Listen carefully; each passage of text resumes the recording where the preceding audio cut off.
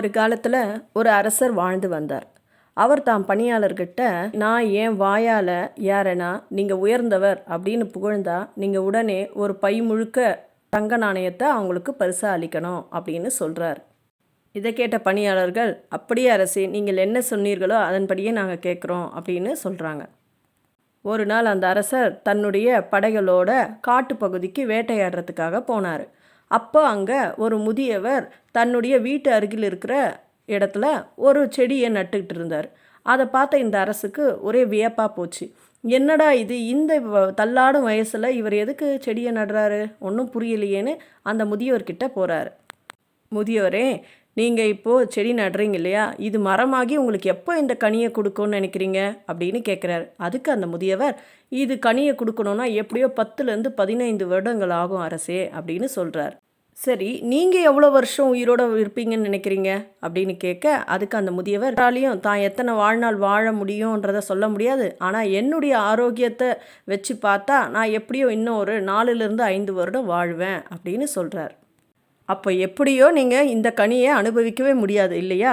அப்படி இருக்கும் பட்சத்தில் இந்த வயதான காலத்தில் நீங்கள் அழகாக ஓய்வெடுக்கலாமே, அதை விட்டுட்டு ஏன் இப்படி கஷ்டப்பட்டு எல்லா இடத்துலையும் இந்த செடிகளை நட்டுக்கிட்டு இருக்கீங்க அப்படின்னு கேட்குறார். அதுக்கு அந்த முதியவர், நீங்கள் சொல்கிறது சரிதான் அரசே, இதை நான் அனுபவிக்க முடியாது, ஆனால் எனக்கு அதுக்கப்புறம் வர சந்ததிக்காக தான் நான் இதை நடுறேன்.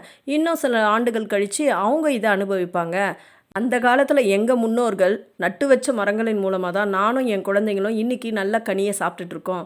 அவங்க அன்றைக்கி நம்மளுக்கு உபயோகப்படாது எதுக்கு அப்படின்னு நினச்சிருந்தா இன்றைக்கி நாங்கள் அனுபவிச்சிருக்க முடியாது.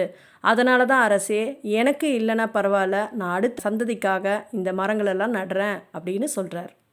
இதை கேட்ட அந்த அரசர், நீங்கள் மிகவும் உயர்ந்தவர் அப்படின்னு அந்த முதியவரை பார்த்து புகழறாரு.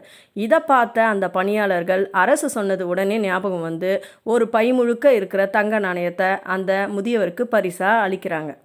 அதை பெற்றுக்கொண்ட இந்த முதியவர் அரசரை பார்த்து, அரசே, நான் செய்த நல்ல காரியத்தினால எனக்கு இப்போ கனி கிடைக்காம இருக்கலாம், ஆனால் அந்த கனி வேறு ஒரு ரூபத்தில் எனக்கு தங்க நாணயமாக உங்ககிட்ட இருந்தே பரிசாக வந்திருக்கு பார்த்தீங்களா, இதுதான் நம்ம ஒரு நல்லது ஒருத்தருக்கு நினச்சி செஞ்சோன்னா அது நம்மளுக்கு வேறு ரூபத்தில் நல்லதே நடக்கும்ன்றதுக்கு ஒரு உதாரணம்னு சொல்கிறாரு. இதை கேட்ட அரசர், அடடா உயர்ந்தவர், நீங்கள் மிகவும் உயர்ந்தவர்னு திரும்பியும் 2 முறை புகழறாரு.